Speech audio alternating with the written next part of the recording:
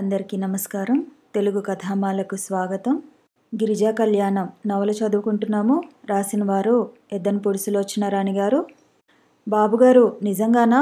గిరిజ పట్టలేని ఆనందంతో అడిగింది. రాజగోపాలరావు గారు గిరిజ ముఖంలో వెలిగిపోతున్న సంతోషకాంతులను తదేకంగా చూస్తున్నారు. గిరిజ అంటోంది, ఆయన కనిపిస్తే ఒక్కసారి ఆ పాదాలకు నమస్కరించాలని ఉంది. నా తమ్ముడికి ప్రాణభిక్ష పెట్టిన వారి రుణం నా జన్మలో తీర్చుకోలేను అని చెప్పాలని ఉంది.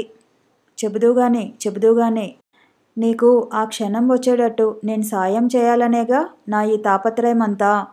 ఆయన ఎలా ఉంటారు బాబుగారు? రవి కుతూహలంగా అడిగాడు. ఎలా ఉంటాడా? ఆయన క్షణం సేపు గుర్తు చేసుకుంటున్నట్టు ఆగారు. తర్వాత వర్ణించి చెప్పాడు. ఆయన వయసు 50 సంవత్సరాలు పైబడే ఉంటాయి. బట్టతల, నల్లగా ఉంటాడు. నస్యం పీల్చే అలవాటు ఉంటుంది. పొట్టిగా బక్కగా ఉంటాడు. రవి చేదు తింటున్నట్టు ముఖం పెట్టాడు. అరే, నేనేదో సినిమాలో హీరోలా ఊహించుకున్నాను. ఎందుకంటే సినిమాలో హీరో లాంటి వాళ్ళే అలాంటి పనులు చేస్తారేమో. గిరిజ రవి తల మీద చేయి వేసింది. ఛీ, ఏమిట్రా అది? ఆయన రూపం మనకెందుకు?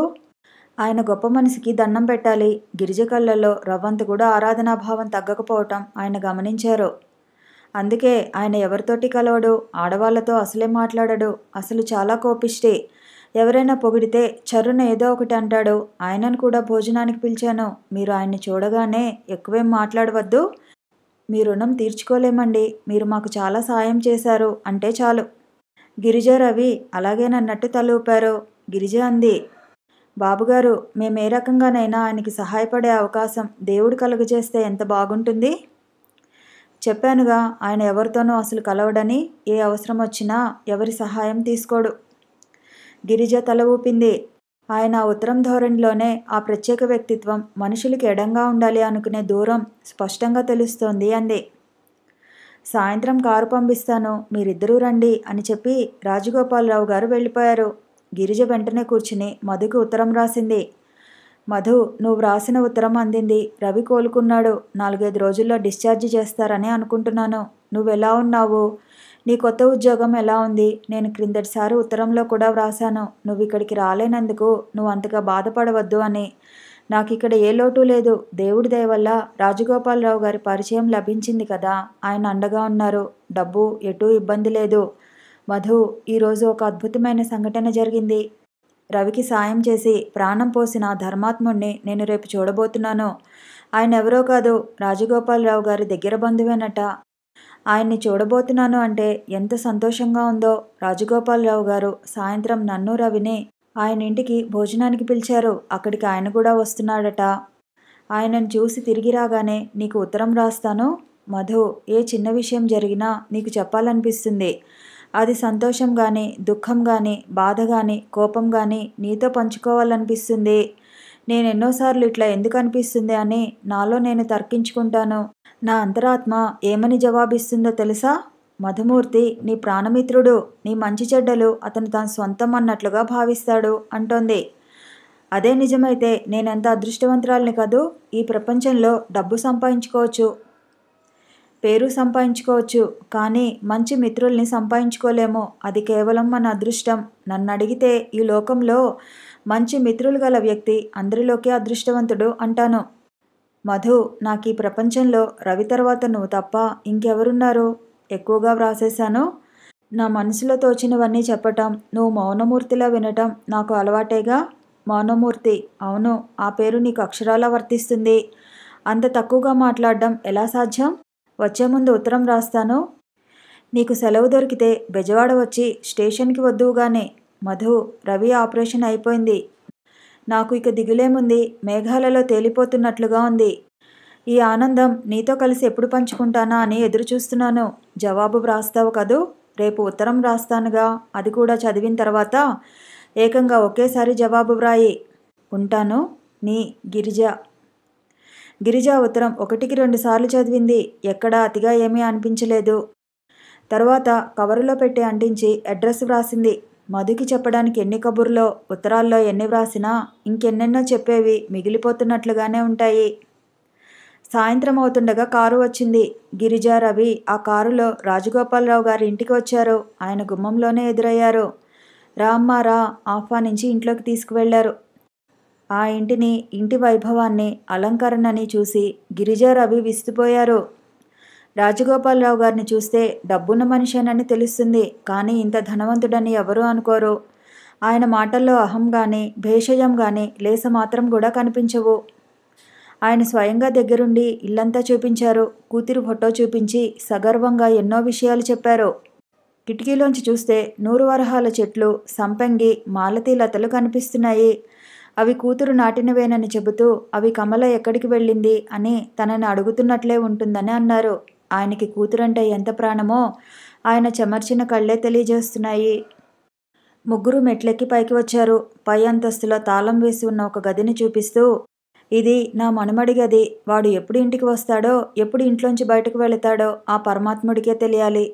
ఎంతసేపు స్నేహితులు ఉంటే వాడికి ఇంకేం అవసరం లేదు. గుర్రాల పిచ్చి ఒకటి బాగా ఉంది. నేను అనుకోవటం వాడి మనసు కూడా ఈ గదిలాగే ఎప్పుడూ మూసి ఉంటుంది. అందులో నుంచి వాడు బయటికి వచ్చి ఎదుటివారిని పలకరించాల్సిందే తప్ప ఇంకోల్ని అందులోకి ప్రవేశించనీయుడు.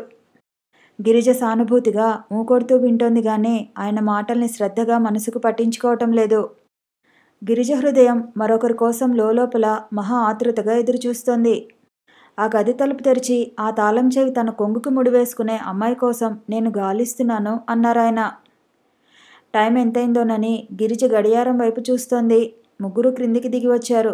రాజగోపాలరావు గారు తన కుటుంబం ఫోటోలు ఆల్బం తీసుకువచ్చి ఇచ్చారు. అది కూతురు తయారు చేసిందట. ఆవిడ చిన్నప్పటి నుంచి వయసు ఎలా పెరుగుతూ మార్పులు వస్తుందో వరుసగా ఫోటోలున్నాయి. ఆవిడ యుక్త వయసులో ఉన్న ఫోటోలు, పెళ్ళైన తర్వాత భర్తతో కలిసి తీయించుకున్న, ఆ తర్వాత ముద్దులు మూటగట్టే కొడుకుతో ఉన్న ఫోటోలు, అన్నింటినీ గిరిజ చూస్తుంటే ఆ ఫోటోలు అంత క్రమపద్ధతిగా అతికించడంలో ఆవిడ క్రమశిక్షణ ఎలాంటిదో తెలుస్తోంది. గిరిజ తిరగేస్తోంది. తర్వాత ఆవిడ ఫోటోలు లేవు. రాజగోపాలరావు గారివి, మనవడివి ఉన్నాయి. అవి రకరకాలుగా ఉన్నాయి. ఆయన ప్రతి సంవత్సరం మనమడి పుట్టినరోజు నాడు కేకు తినిపించేవిగా ఉన్నాయి. గిరిజ ఆల్బం పేజీలు తిప్పుతుంటే రాజగోపాలరావు గారు చెప్తున్నారు. ఇంతలో వాకిట్లోకి కారు వచ్చి ఆగింది. అది రంగు వెలిసి పాత మోడల్లో ఉంది. అందులోంచి ముక్కుపోవడం పిలుస్తూ శేషారత్నం దిగాడు. ఆయన్ని చూడగానే గిరిజ, రవి ముఖాలు చూసుకున్నారు. ఆయన హాచ్ హాచ్ అంటూ అక్కడే 3 తుమ్ములు తుమ్మి లోపలికి వచ్చాడు. రాజగోపాలరావు గారు లేచి ఎదురు వెళ్లారు. రా రా, నీకోసమే చూస్తున్నానంటూ ఆయనను లోనికి తీసుకువచ్చారు. నేను చెప్పలేదు, వీళ్లే గిరిజ, తమ్ముడు రవి అంటూ పరిచయం చేశాడు. అప్పటికే గిరిజ, రవి సగౌరవంగా లేచి నిలబడ్డారు. ఇద్దరూ ఎంతో వినయంగా ఆయన కాళ్లకు నమస్కరించారు. కూర్చో, నేనిప్పుడే వస్తాను అంటూ రాజగోపాలరావు గారు లోపలికి వెళ్లారు. శేషారత్నం కూర్చున్నాడు. గిరిజ, రవి కూడా కూర్చున్నారు. మీ మేలు జన్మలో మర్చిపోలేను అన్నాడు రవి. నా మేలా అన్నాడు శేషారత్నం. అవును, మీ అంత గొప్ప మనసు ఇంకెవరికి ఉండదేమో. మా అక్కకి మీరంటే ప్రాణం. మీ పేరు తలవని రోజు లేదంటే నమ్మండి అని ఉత్సాహంగా చెప్పేశాడు. ఏమిటి? శేషారత్నం ఉక్కిరిబిక్కిరైపోయాడు. తను వీళ్ళకి ఎప్పుడు ఏ విధంగా సాయపడ్డానా అన్న మీమాంసలో పడ్డాడు.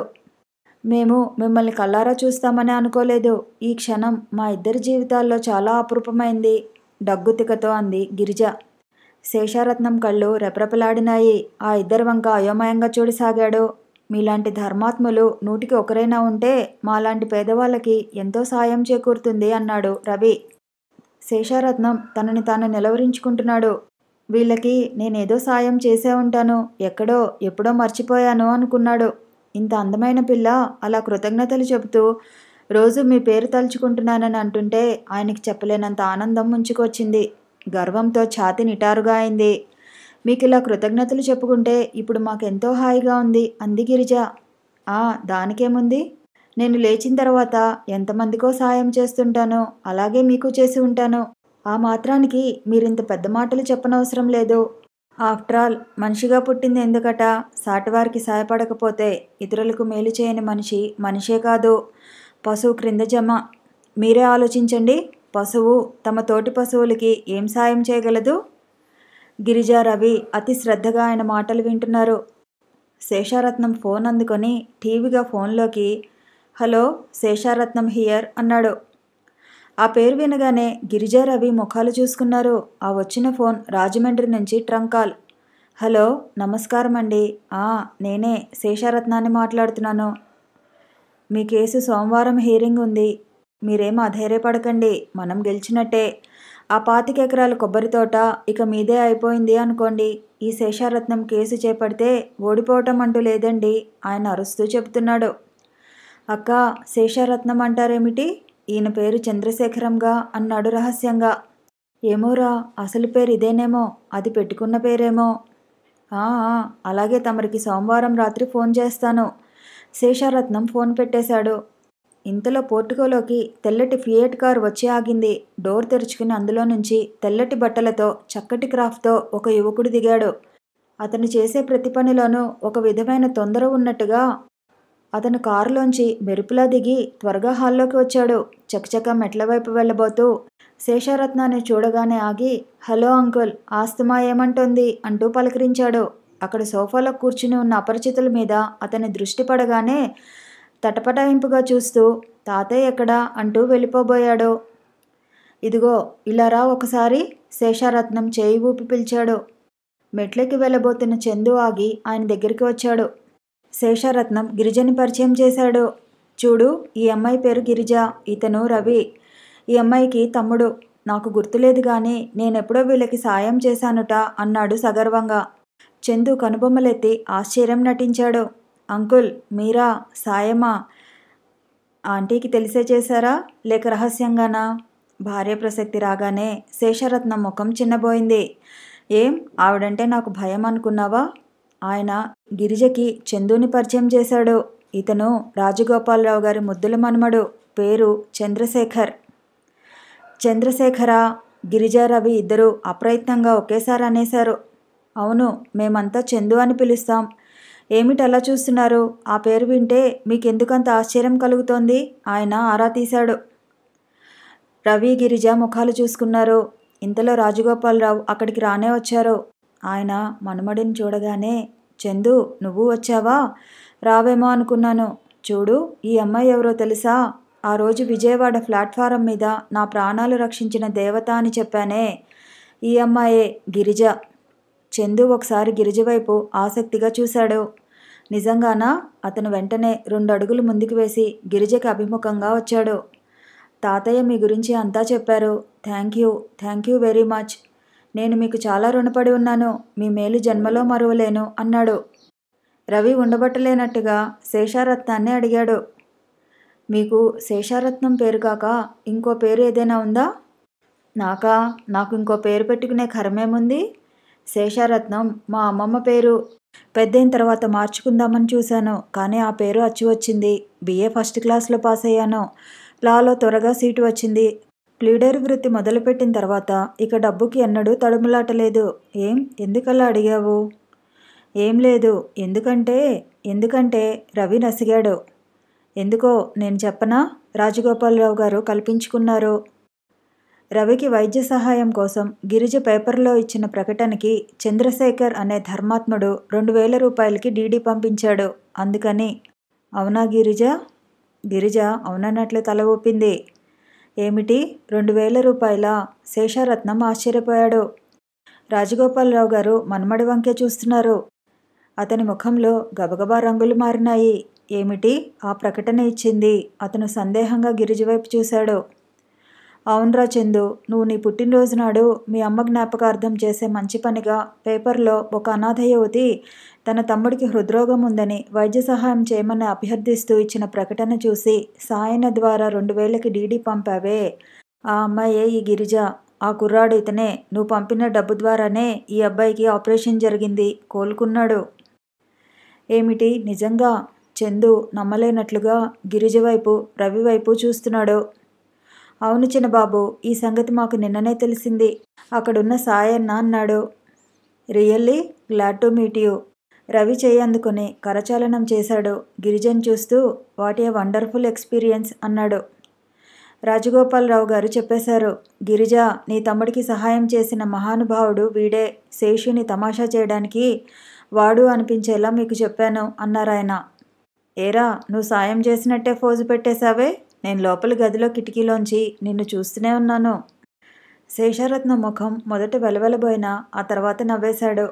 చందు శేషారత్నం వైపు చూశాడు. ఏమిటి అంకుల్? అంకులేమిటి తనే చంద్రశేఖర్ అని చెప్పారా అన్నాడు. నేను చెప్పలేదు, వాళ్ళే అనుకున్నారు ఆయన నసిగాడు. ఆయన ముఖం చూడగానే చందు, ఇక్కడ సరిగ్గా ఈ సమయంలో ఆంటీ ఉండాల్సింది, ఈ జోక్ ఇంకా రక్తి కట్టేది అంటూ ఓహోహో అంటూ ముఖం ఎత్తి బిగ్గరగా నవ్వేశాడు. రాజగోపాలరావు గారు కూడా నవ్వేశారు. శేషారత్నంకి కూడా నవ్వు వచ్చేసింది. సాయన్న ముసిముసిగా నవ్వుతుంటే మేనేజర్ పెదవులు బిగబట్టి చూస్తున్నాడు. అందరి నవ్వులతో హాలు ప్రతిధ్వనించింది. కానీ గిరిజ నవ్వలేదు. ఇతన చంద్రశేఖర్. గిరిజకి మెరుపు దెబ్బ తిన్నట్లయింది.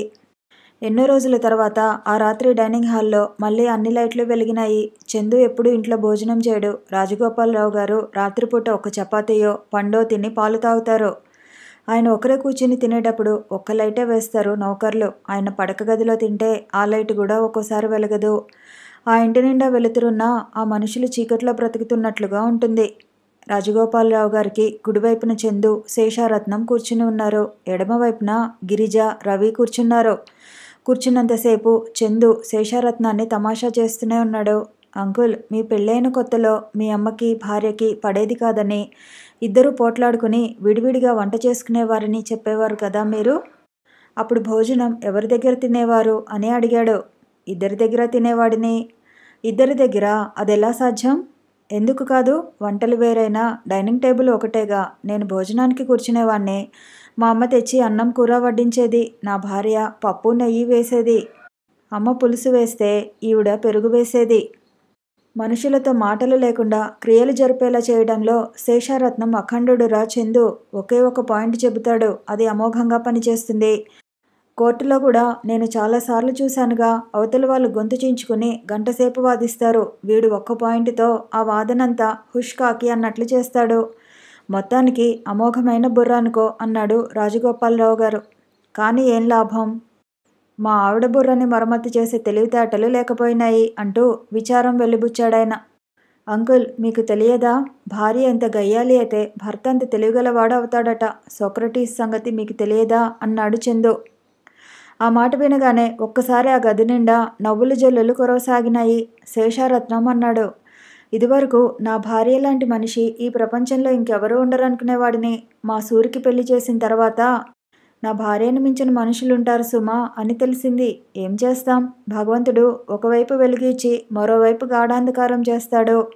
ఈ వెలుగు చీకట్లలో ఊగిసలాడటమే మానవ జీవితం అవుతుంది. అంకుల్కి ఈ వేదాంతం అంతా ఎందుకో చెప్పనా? స్వీట్ వేయలేదని. సాయన్న, ఆ కలాకండ్ అంకుల్కి వడ్డించు అన్నాడు. సాయన్న వడ్డించాడు. రాజగోపాలరావు గారు బాధగా చూశారు. ఇప్పుడు ఇంటికి వెళ్ళి తెల్లవార్లు బాధపడతాడు, నాకు తెలుసు. బాధ ఆస్తమా వచ్చినందుకు కాదు, నా భార్య చేత తిట్లు పడలేక. నేను ఇక్కడ భోజనానికి వస్తున్నానంటే సాయన్నకి ఫోన్ చేసి భోజనంలో ఏవేవి వడ్డించాలో ఆజ్ఞ జారీ చేసింది. అవస్థ పడితే పడ్డాను లేరా. కలాఖండ్ చాలా రుచిగా ఉంది. భగవంతుడు నాకు అన్నీ ఇచ్చి ఆరోగ్యం లేకుండా చేశాడు. నా జీవితాన్ని 2 రాక్షసులు పీక్కు తింటున్నాయి. ఒకటి నా భార్య, రెండోది ఆస్తమా అన్నారాయన. భోజనం చేస్తున్న చందు మధ్య మధ్యలో గిరిజ వైపు చూస్తున్నాడు. గిరిజ అతని వైపే చూస్తోంది. అతనికి ఆడపిల్లల చూపులు తన ముఖం మీద అతుక్కుపోయి నిలిచిపోవటం బాగా అలవాటే. కానీ గిరిజ చూపులు పూర్తిగా వేరుగా ఉన్నాయి. వాటిలో ఆత్మీయత తప్ప వ్యామోహం లేదు. అభిమానం తొణికిసలాడుతోందే గాని ఆకర్షించుకోవాలనే తాపత్రయం లేదు. ఆ కళ్ళలో దాపరికం లేకుండా స్పష్టంగా కనిపిస్తున్న ఆరాధన, ఆత్మీయత అయస్కాంతంలా మారి అతన్ని క్షణంసేపు గిరిజ వైపే తదేకంలో చూసేలా ఆకట్టుకుంటోంది. రాజగోపాలరావు గారు భోజనం చేస్తూనే శేషారత్నంతో మాట్లాడుతూనే ఉన్నా ఆ ఇద్దరిని గమనిస్తూనే ఉన్నారు. మేనేజర్ ఫోన్ తెచ్చి ఇచ్చాడు. చందుకి ఫోన్ వచ్చింది. హలో, ఏమిటి, క్లబ్ నుంచా? ఓకే ఓకే, నేను అక్కడికి వచ్చేస్తున్నాను అని పెట్టేశాడు. ఆ తర్వాత చందు త్వరగా భోజనం చేసేశాడు. తాతయ్య, రమేష్ వాళ్ళు క్లబ్కి రమ్మంటున్నారు. ఇవాళ ఏదో పార్టీ ఉందట, నేను వెళుతున్నాను అంటూ లేచాడు. Good night uncle. Good night everybody గబగబా చెప్పేసి అతను వెళ్ళిపోయాడు. మరో నిమిషంలో వాకిట్లో కారు బయలుదేరి వెళ్ళిపోయిన శబ్దం వినిపించింది.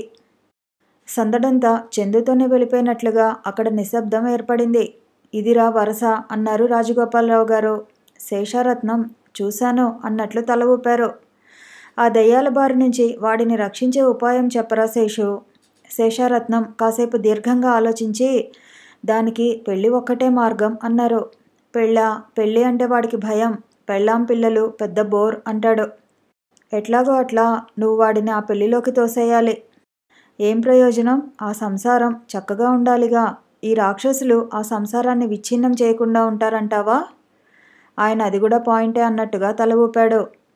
ఆ రాక్షసులతో తలపడి చందుని దక్కించుకునే సామర్థ్యం గల అమ్మాయిని చూసి నువ్వు చేయాలి. అలాంటి అమ్మాయి కావాలంటే చందు మీద ముందు ఆ అమ్మాయికి విపరీతమైన ప్రేమ ఉండాలి. అప్పుడు కానీ అది సాధ్యం కాదు. ఈ రెండు జరిగే పని కాదు అనిపిస్తోంది నాకు. ప్రయత్నం చేయకుండా ఫలితాలు మనమే ఊహించకూడదు అన్నాడు శేషారత్నం. వాళ్ళిద్దరూ ఒక్క నిమిషం అక్కడ గిరిజ, రవి ఉన్నారని వాళ్ళ ఉనికే మర్చిపోయినట్లుగా చందు విషయం మాట్లాడుకున్నారు. గిరిజని, రవిని ఆయన కారులో హాస్పిటల్కి పంపించేశారు. రూమ్కి రాగానే రవి అడిగాడు, అక్క, ఆ చంద్రశేఖరం ఎవరో కనిపించగానే కాళ్ళకి నమస్కారం చేసి మీ రుణం తీర్చుకోలేనండి అంటానన్నావుగా, మరి చేయలేదేం? ఏమిటోరా, నాకు అసలు ఆ సంగతే గుర్తురాలేదు. అతనే వచ్చి స్వయంగా నేను చెప్పాలనుకున్న మాటలు అతనే నాకు చెబుతుంటే నాకు మతిపోయింది అంది గిరిజ. రవి పడుకున్నాడు. 10 నిమిషాల్లో నిద్రపోయాడు. గిరిజ మధుమూర్తికి ఉత్తరం రాయడానికి కూర్చుంది. కానీ కుదరలేదు. తను పొందిన ఈ అద్భుతమైన అనుభూతి మాటల్లో పొందుపరచడానికి సరైన భాషే దొరకలేదు. 4 సార్లు వ్రాసి సంతృప్తిగా అనిపించకపోవడంతో చించివేసి వచ్చి పడుకుంది. చంద్రశేఖర్, చందు, ఎంత బాగుంది ఆ పేరు. మాటి మాటికి అతని మూర్తే కళ్ళెదుట వచ్చి నిలబడుతోంది. చిరునవ్వుతో అంటున్నాడు అతను. Thank you very much. నేను మీకు చాలా రుణపడి ఉన్నాను. తన మనసులో మాటలు అతని నోటి నుంచి ప్రతిధ్వనిస్తున్నట్టుగా ఉన్నాయి. భగవంతుని చిద్విలాసం గమ్మత్తుగా ఉంది. తను అతనికి రుణపడి ఉన్నాను అనుకుంటుంటే అతను తాను రుణపడి ఉన్నాననే అంటున్నాడు. గిరిజ ఇంకా నిశ్చేష్టురాలు అయినట్టుగా ఉంది. ఆ మెరుపు దెబ్బ తాకిడికి హృదయం ఆనందాశ్చర్యాలతో మూగబోయినట్టుగా అనిపిస్తోంది. లాభం లేదురా శేషు, లాభం లేదు. వాడు ఈ జన్మకి మారడు. నా మీద ఏమాత్రం గౌరవం ఉన్నా అలాంటి పని చేస్తాడా? కనీసం నా పరువు గురించైనా ఆలోచించడా? వాడికి నేను అవసరం లేదని ఇంకోసారి రుజువు చేశాడు. రాజగోపాలరావు గారు ఆవేశంలో అంటుంటే శేషారత్నం వారించాడు. అన్నీ తెలిసి ఉండి కూడా నువ్వు చిన్నపిల్లాడిలా ఇలా ప్రవర్తిస్తే ఎలా? ఏదైనా సమస్య వస్తే ఆవేశపడకూడదు.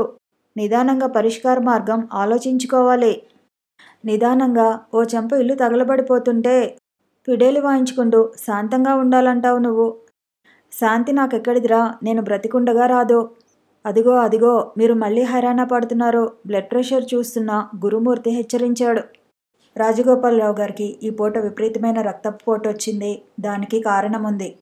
2 రోజుల క్రితం ఢిల్లీ నుంచి ఆయన మిత్రుడు ఒక ఆయన వచ్చాడు. ఆయన రిటైర్డ్ కల్నల్. ఆయన కూతురు సౌమ్య చాలా అందంగా ఉంది, చదువుకుంది, బాగా తెలిసిన మంచి కుటుంబం. ఆయన సౌమ్యకి వరుడిని వెతకడానికి కూతుర్ని తీసుకువచ్చారు.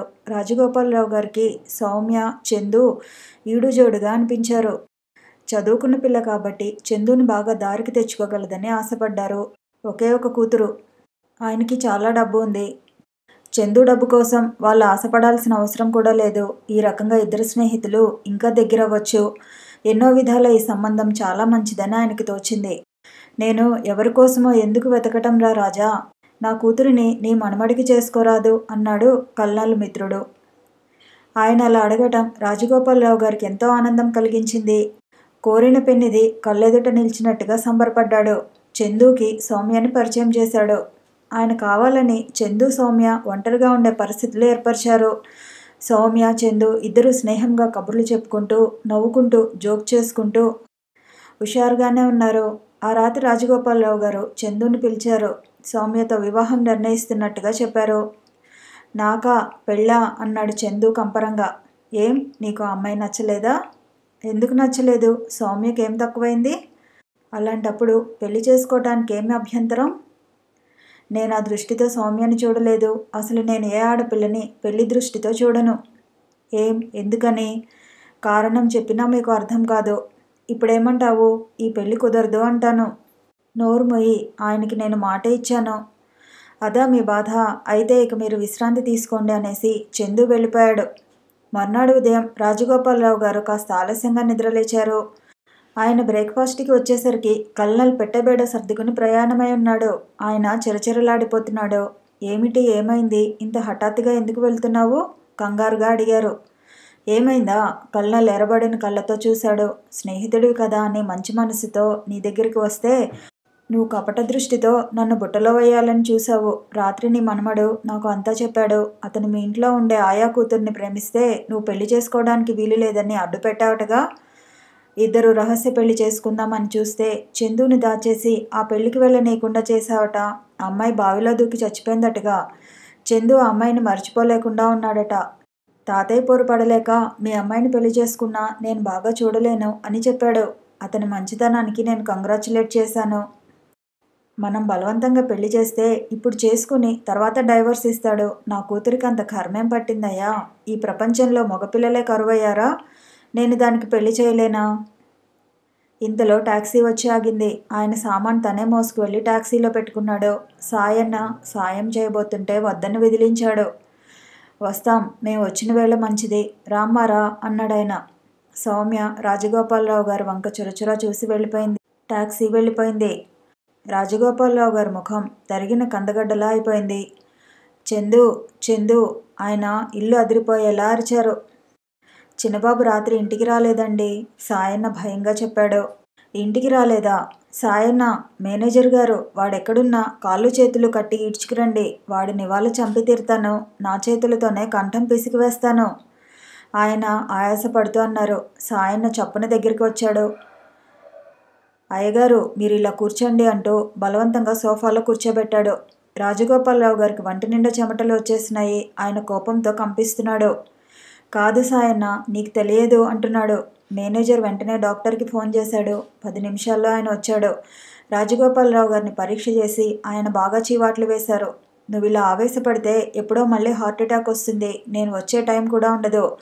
మాతో చెప్పనైనా చెప్పకుండా నువ్వు సెలవు పుచ్చేసుకుంటావు. పోనీ చస్తే పీడా పోతుంది. అసలు వాడిని ఆయన లేవబోయారు. గురుమూర్తి వారించి పడుకోబెట్టారు. డాక్టర్ గారు శేషారత్నానికి ఫోన్ చేసి పిలిపించారు. శేషారత్నం వచ్చాడు. రాజగోపాలరావు గారు చెప్పిందంతా శాంతంగా విన్నారు. ఇంతకీ నువ్వు చెప్పేదేమిటి? ఎలాగైనా సరే చందుకి పెళ్లి చేసేయాలని అంటావు, అంతేనా? అంతే. సరే, నేను ఒక చిట్కా చెబుతాను, నువ్వు అమలుపరచు. దెబ్బంబడి వాడే దారికి వస్తాడు. ఏమిటది? నువ్వు ఈ పూట నుంచి నిరాహార దీక్ష ప్రారంభించు. అన్నం తినకు, మందు వేసుకోకు. నేనా? ఏడ్చినట్టుంది నీ సలహా. ఇట్లా చేస్తే వాడి పెళ్లి కాదు, ముందు నా దినవారాలు అవుతాయి. ఒంట్లో బాగుండని వాడిని, భోజనం అరగంట ఆలస్యమైతే కళ్ళు తిరిగి పడేవాడిని నేను నిరాహార దీక్ష చేయాలా? నువ్వు మతి ఉండి చెబుతున్నావా? అబ్బబ్బా, నా మాట శాంతం వినవే. అంత తొందరగా అన్నీ నువ్వే అనేసుకుంటే ఎలా? నువ్వు నిరాహార దీక్ష చేస్తున్నావని మేం చెప్తాం, కానీ నువ్వు నిజంగా చేయనవసరం లేదు. చందు చూడకుండా నీ మామూలు భోజన కార్యక్రమం నువ్వు సాగించు. ఇది కేవలం వాడిని బెదిరించడానికి మాత్రమే. నేను డాక్టర్ గారు వాడిని బాగా తిడతాం. వాడు పెళ్లికి ఒప్పుకోవటం మినహా గత్యంతరం లేకుండా చేస్తాం. నీ బుర్ర అమోఘంరా శేషు, ఆయన మెచ్చుకున్నారు. నీ పొగడ్తలు పని అయిన తర్వాత. ముందే చెబుతున్నాను, నువ్వు మాత్రం చాలా గట్టి మనసుతో ఉండాలి. చందు కాస్త బ్రతిమలాడగానే సరే సరే అనవద్దు. అలాగే, మాట ఇచ్చినట్టేనా? అయితే ఈ రోజునే ప్రారంభించు. ఇదిగో సాయన్న, చందు ఇంటికి రాగానే నువ్వు ఏమని చెబుతావంటే ఆయన వివరంగా సాయన్నకి ఏం చెప్పాలో బోధించారు. సాయన్న అలాగే అన్నట్లు తల ఊపాడు. సాయంత్రం చందు ఇంటికి వచ్చాడు. చకచక మెట్లెక్కి పైకి వెళ్ళబోతూ సాయన్న కనిపించగానే, సాయన్న, తాతయ్య ఏం చేస్తున్నాడు? కల్నల్ వాళ్ళు వెళ్ళిపోయారుగా, నా మీద ఎగురుతున్నాడా అని అడిగాడు. సాయన్న బాధగా చెప్పాడు. ఎందుకు బాబు, పెద్ద ఆయన అలా ఏడిపించుకు తింటారు? మీరు వెళ్ళిన తర్వాత ఎంత పెద్ద గొడవైందో తెలుసా? సాయన్న కల్నల్ గారు వెళ్ళిన తర్వాత రాజగోపాలరావు గారు ఆవేశపడటం, డాక్టర్ రావటం అంతా చెప్పాడు. డాక్టర్ గారు వచ్చి మాత్రం ఏం ప్రయోజనం చిన్నబాబు? తాతగారు ఆయనకి ఇంజెక్షన్ ఇవ్వనీలేదు. శేషారత్నం గారు కూడా వచ్చారు, ఎంతో చెప్పారు, కానీ లాభం లేకపోయింది. పచ్చి మంచినీళ్ళు కూడా ముట్టుకోలేదు. బలవంతంగా ప్రాణం తీసుకుంటారట, అదే తనకి శిక్ష అంటున్నారు. చందు క్షణం సేపు నిశ్చేష్టుడైనట్టు నిలబడిపోయాడు. తాతయ్య ఇంత గొడవ ఎందుకు చేయాలి? పెళ్ళి అంటే నాకు ఇష్టం లేదని నేను చెబుతూనే ఉన్నానుగా. ఏమో బాబు, ఈరోజు సంఘటనలతో ఆయన మనసు బాగా విరిగిపోయినట్టుంది. రోజు చందు వచ్చాడా అని అడిగేవారు. ఈ రోజంతా ఉదయం నుంచి మీ పేరే ఎత్తలేదు. మేలుకున్నారా, నిద్రపోయారా? మేలుకునే ఉన్నారు. చందు తాతగారి గది వైపు వెళ్ళాడు. సాయన్న వంటగదిలోకి వెళ్ళి గ్లాసుతో పాలు తీసుకొచ్చాడు. సాయన్న వచ్చేసరికి చందు మంచం మీద కూర్చుని తాతయ్య నా మీద కోపం వచ్చిందా? ఒకసారి ఇటు తిరగవు? మా తాతయ్య ఎంత మంచివాడో అంటూ బ్రతిమలాడుతున్నాడు. గోడవైపు తిరిగి పడుకున్నాయన ఇటు తిరగలేదు.